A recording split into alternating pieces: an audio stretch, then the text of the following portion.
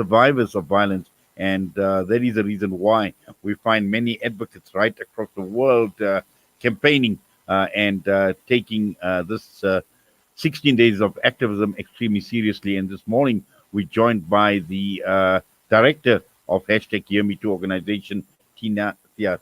Tina, good morning to you. Welcome to the show. Good morning. Thank you very much for having us on your show. Yes, I think what I find very interesting, Tina, is obviously women who are voiceless or who don't have any voices. And the key issue here is this international theme that calls to honor and further amplify the voices, to listen and to believe in the survivor story. So at the end of the day, we end this culture of silence. And we know there are many, many victims of gender based violence who suffer in silence and don't have a voice. Yes, that's correct. So we are organizing small safe spaces for women in all the communities. And we call women to also organize a little tea and get women together to speak out. One of the things that our research shows is that women do not speak out because they fear of the stigma in the communities. And we have to break that. We have to create this opportunity and we have to empower women so that they can speak out and that we can eradicate gender-based violence in our community. The problem of stigma, because this is a problem that seems to come up and crop up over and over again, where women are stigmatized despite having gone through an ordeal and sometimes the most horrific ordeals. And let us try and understand, why, there is a stigma that is attached to women who suffer this type of abuse. Yes, it is because of our communities. People backlashes and people tell women not to speak and people also tell them that it's their fault. And we all know it's not their fault. It's not the fault of the woman. So what we do is encourage people to speak out, to tell their stories. Because if they tell their stories, they actually empower other women to do the same, to go report, to speak out.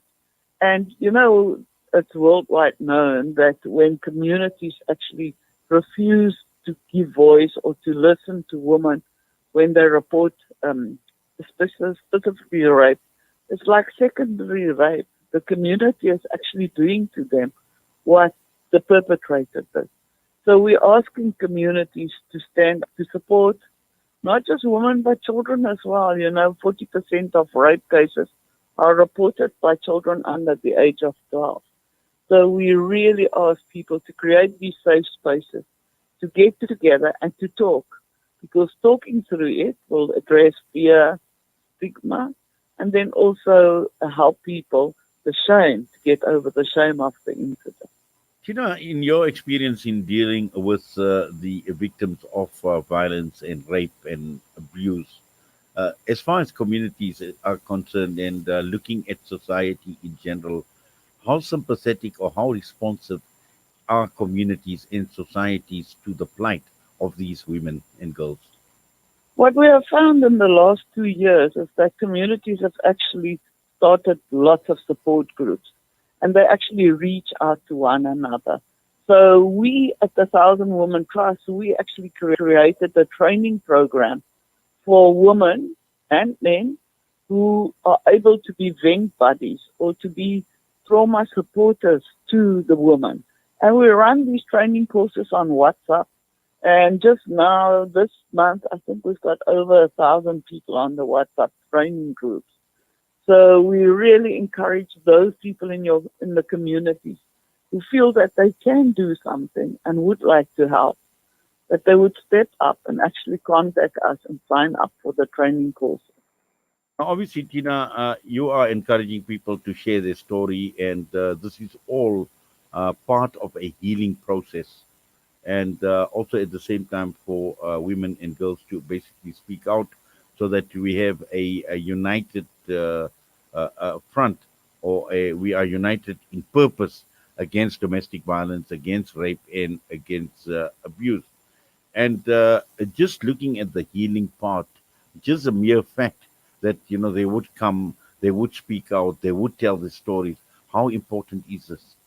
Very important. And also at the same time, when they come to the events, they find solidarity and they find help. They establish little WhatsApp groups where they can report and they can help during if there are more incidents. And also we have spoken to the police stations, and as you know, the minister has now told the police stations that during 16 days they must act. And we are following the police stations and making sure that when women report that they actually take the reports. So these vent buddies can actually support one another, can go.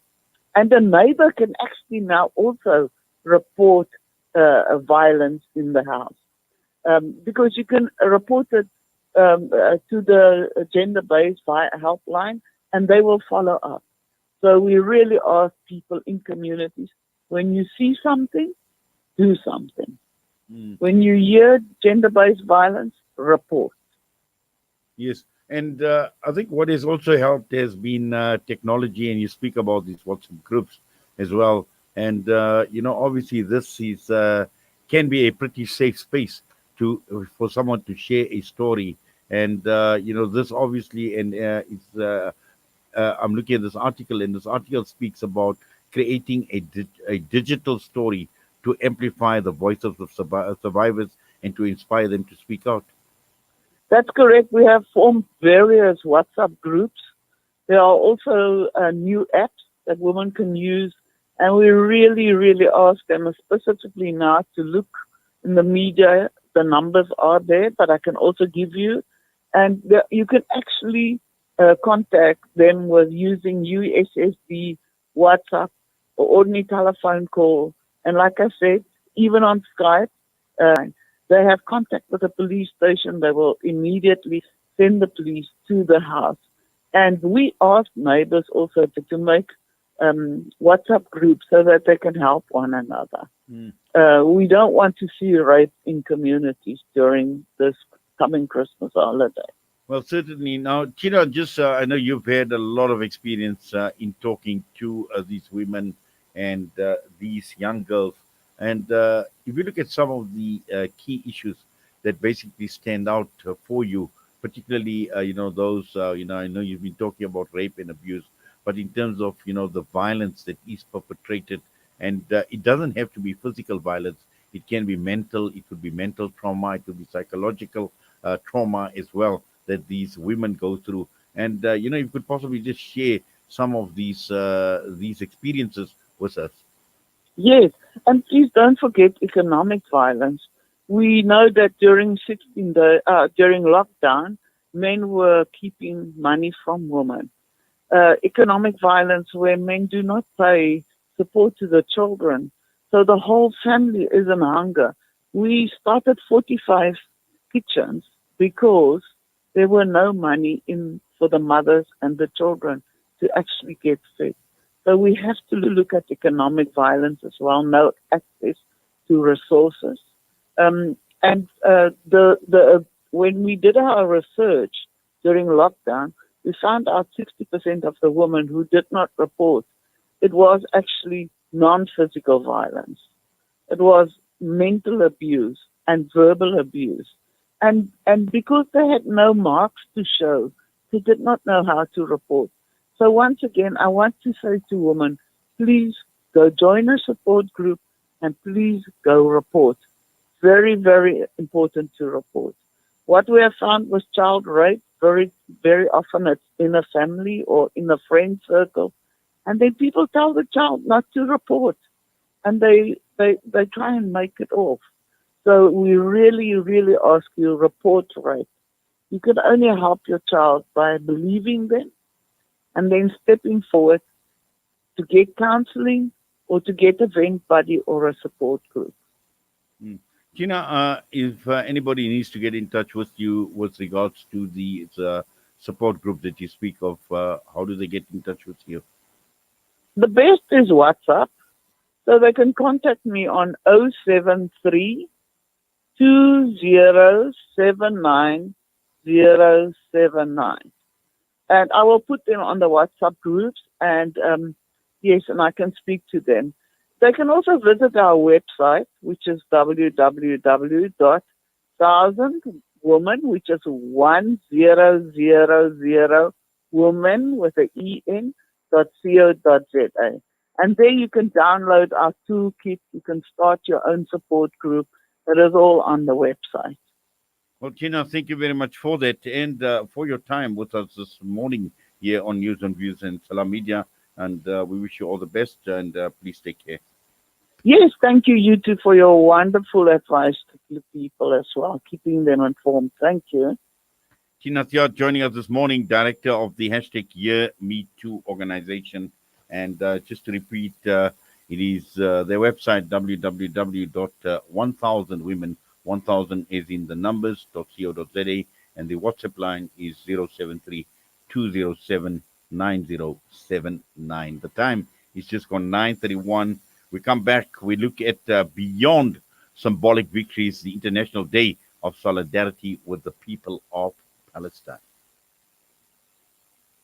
Discover the Africa of your dreams and surround yourself with her spectacular beauty. Relax beneath her serene sunsets and explore wildlife at its natural best. It's where the pride of Africa comes together. The Kwantu Private Game Reserve. Get to know the Big Five or cruise on an elephant safari game drive. Interact with lion and tiger cubs and enjoy world-class halal cuisine while we pamper you during your 5-star stay. Indulge in the true African experience. For reservations, call now on 042-203-1400 or visit kwantu.co.za.